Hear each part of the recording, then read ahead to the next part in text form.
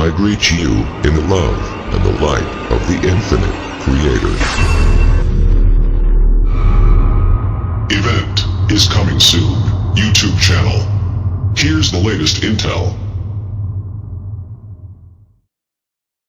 Intellect as the Heart of Darkness. By David Nova.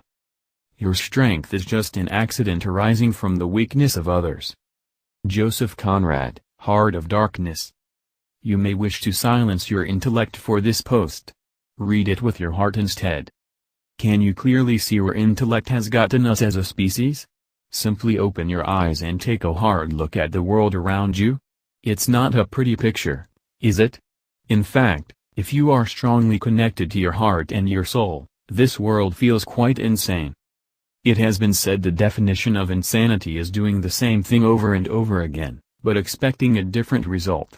Our overriding reliance upon our intellect is the source of much of our global insanity, yet it still refuses to give up its prized seat of power and control. Our intellect is not our natural adversary. Our intellect is only one aspect of our consciousness. It is the worldly, analytical, reductive, methodological aspect of our consciousness. Our heart provides the empathic aspect of our consciousness. Our soul connection provides the intuitive aspect of our consciousness. However, our intellect speaks with a loud, prominent voice, and the world conditions us to give the intellect the greater share of our attention and power. Our schools and universities may attempt to teach us logic, reasoning and judgment, however do they likewise teach us how to employ and expand our empathy and intuition? No, they do not. As a collective consciousness, our intellect has made itself our adversary by constructing a human pyramid and placing itself on top, just as the conscious mind sits proudly atop our body, calling the shots, blindly believing that it controls everything, our breathing, our heartbeat, our very life force. So too do the powers that be sit atop their mental construct of a pyramid as our self-destructive, self-important, self-proclaimed rulers. While some believe that these powers are invincible, I refuse to hold that belief because the conviction of our heart and the strength of our soul is stronger than the maze of subtle traps embedded in our mind. However, if you focus upon the intellect alone, and aim that poor imitation of light upon the material world around you, then you may come to believe that darkness will prevail in all of its goals and schemes, that the PTB are masters of deceit and trickery, and thus masters of the mental and material world.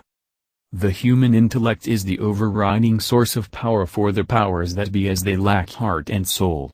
For the PTB, the heart is something to crush, betray, starve, and atrophy.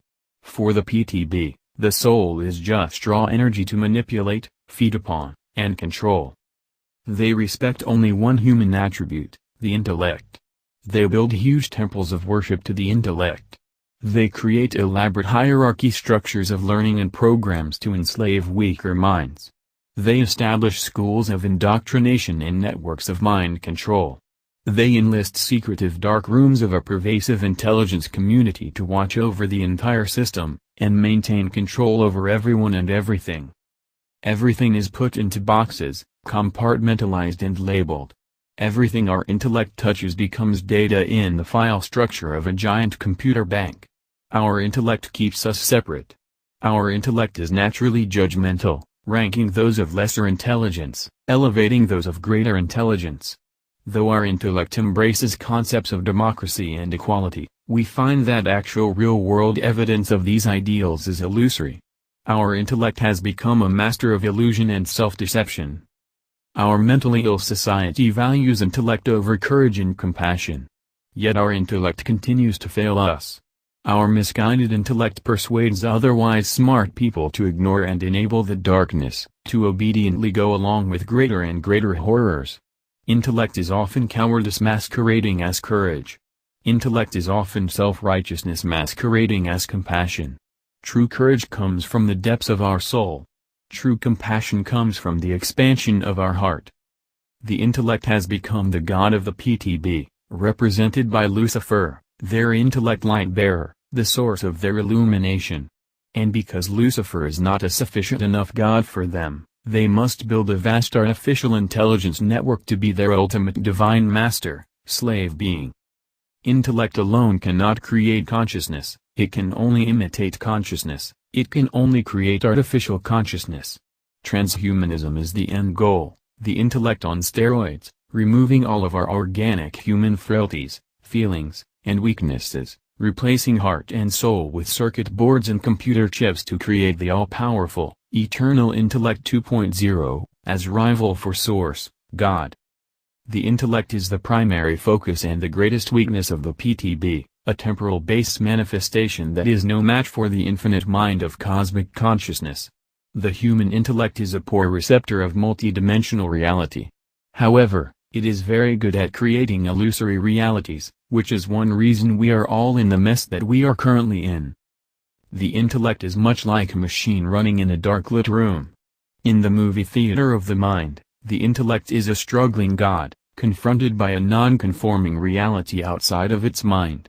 The intellect suffers insecurity, and is revealed to be a false God. Thus the intellect must continually prove itself to be the God it believes itself to be, that it has control and power. That it is indestructible. That it is invincible. The divine heart and the eternal soul do not play this game. They do not carry the pride of the intellect, nor the same fear of death. They do not pursue a desire for control. They do not need to be top dog. Instead, they long for connection, to bridge separation, to embrace, to reflect, to expand, to find balance, to simply be. When we interact with others and speak from the intellect, we offer arguments, opinions, and facts to persuade others to resonate with us. We reinforce the idea of separation. When we speak from the divine heart, from a place of emotional balance and neutrality, we employ empathy, we seek to bridge the connection to another's experience, and we become one in that experience. And when we learn to speak from the soul, we speak from the divine within us.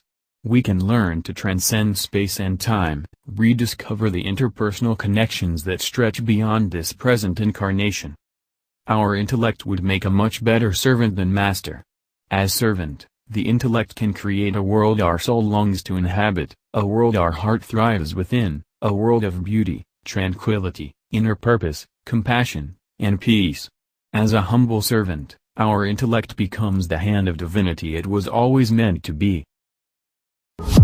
Please like us and share with your social media. Please subscribe and click the bell to be notified of our new videos. Remember to check out our playlist for important intel you may have missed. Be sure to enter our subscriber appreciation $100 monthly giveaway. The link is in our description. And visit our sister channel. The event is coming soon for additional intel and information. Stay tuned. Victory of the Light. Event is coming soon.